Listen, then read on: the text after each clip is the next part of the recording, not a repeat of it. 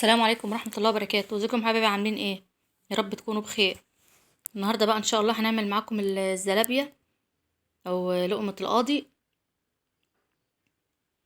او يعني البقلاوة. في بقى ايه، في كذا بلد بقى بيسموها كده بكذا اسم. طالعة بقى بالجمال والروعة كده زي ما انت فيه.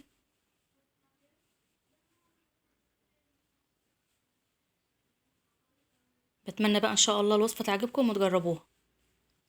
ندخل بقى على الفيديو على طول، والمقادير يعني اللي هنعمل بها الوصفة بتاعت النهارده. هنا بقى جبت البولة، هننزل فيها بكوبايتين من الدقيق. ديت اول كوباية.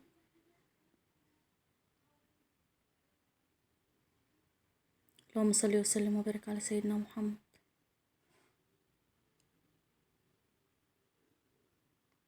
دي الكوباية التانية.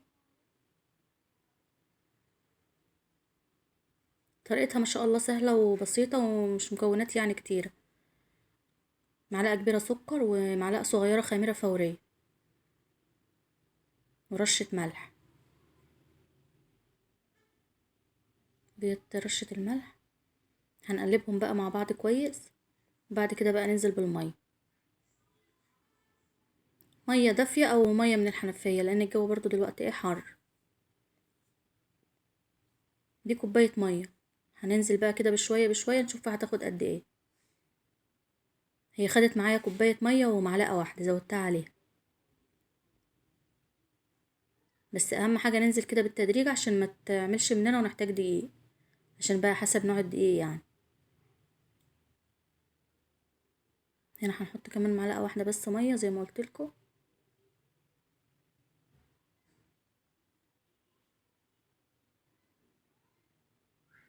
يعني بشوية دقيق صغيرين وشوية مية عملنا احلى وصفة.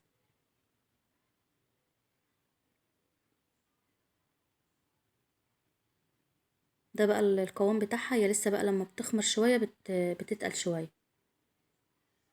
نحط بس عليها معلقة زيت، معلقة بس واحدة زي ما انتوا شايفين كده.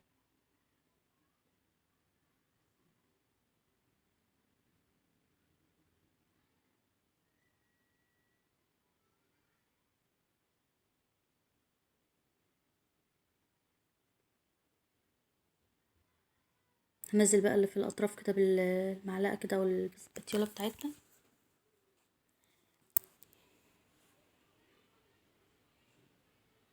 الجو بقى طبعا حر، فهي مش هتطول في الخمر يعني. هنسيبها بس حوالي ربع ساعة. هنغطيها بقى كده بكيس ونسيبها بس حوالي ربع ساعة. هنا بقى ما شاء الله بعد ما اختمرت. ده بقى شكلها ما شاء الله بعد ما اختمرت. هنقلبها بقى كده عشان نطلع منها الخمر ده. هنقلبها بقى تقليبه كده ونروح بقى على البوتاجاز عشان ايه، نحمرها بقى معاكم.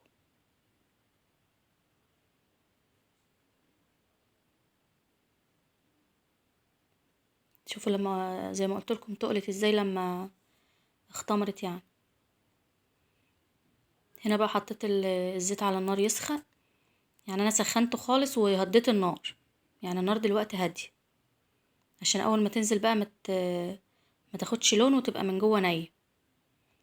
انا بقى بنشكلها كده ايه بالمعلقه، ببل المعلقه زيت وايديا زيت، واخد كده بين الصبعين، الصبع الكبير والصبع اللي هو بعديه ده، واضغط كده عليهم بالمعلقه. هي بقى لما بتدخل الزيت الشكل بيتساوي مع نفسه زي ما انتوا شايفين كده. وبقى عادي لو طلعت فيها شكل كده او شكل كده يعني مش هتفرق. بس هي ما شاء الله زي ما شفتها في اول الفيديو، الاشكال كلها يعني متساويه ما شاء الله. ولاننا هنستعمل بقى كمان حاجه كده هنشكلها بيها معاكم. هتشوفوها بقى دلوقتي اول مره يعني استعملها. قلت يعني استعملها معاكم، ولو طلعت حلوه هنقول لكم انها ايه ما شاء الله يعني حلو.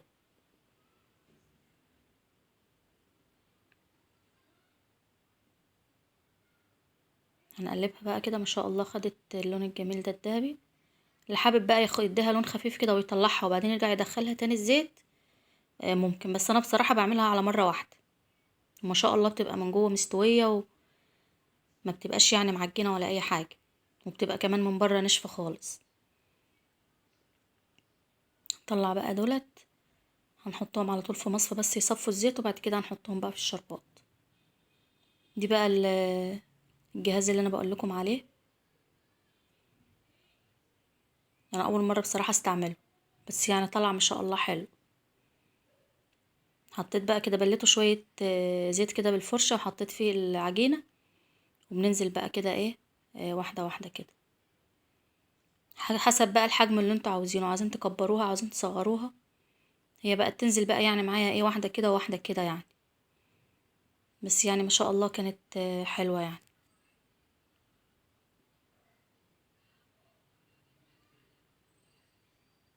يعني اللي عاوز يشتريها ما شاء الله يشتريها.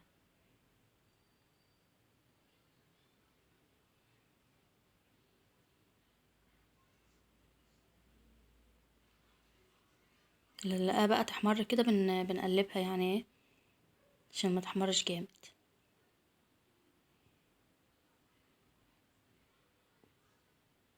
هنا بقى ما شاء الله خلاص خدت برضو اللون كده، بنطلعها بقى كده على المصفى.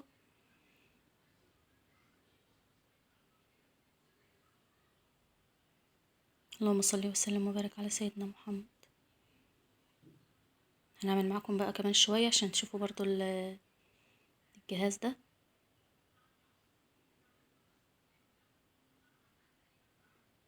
ما شاء الله مطلعها حلوة وسهل كمان، عشان ما نوسخش بقى ايدينا عجين وكده.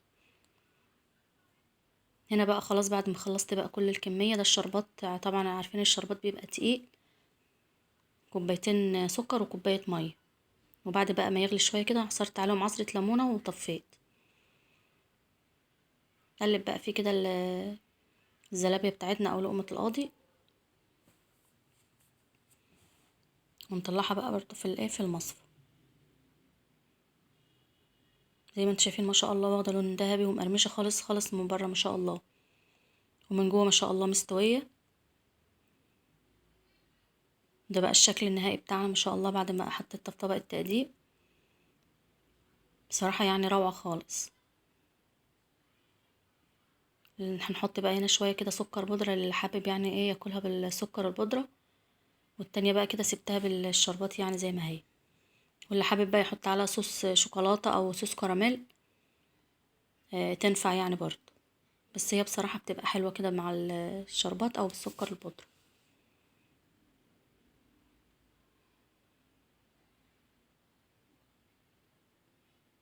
نوريها لكم كمان من قريب،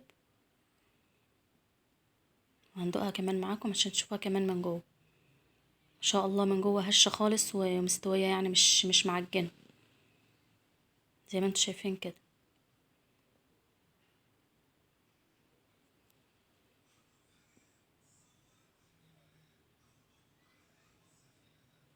دي بقى اللي هي بالسكر. بتمنى بقى ان شاء الله حبايبي الوصفة تعجبكم وتجربوها. ما تنسوش تعملوا لايك وشير الفيديو وتفعلوا الجرس عشان يوصل لكم كل جديد. مع الف سلامة.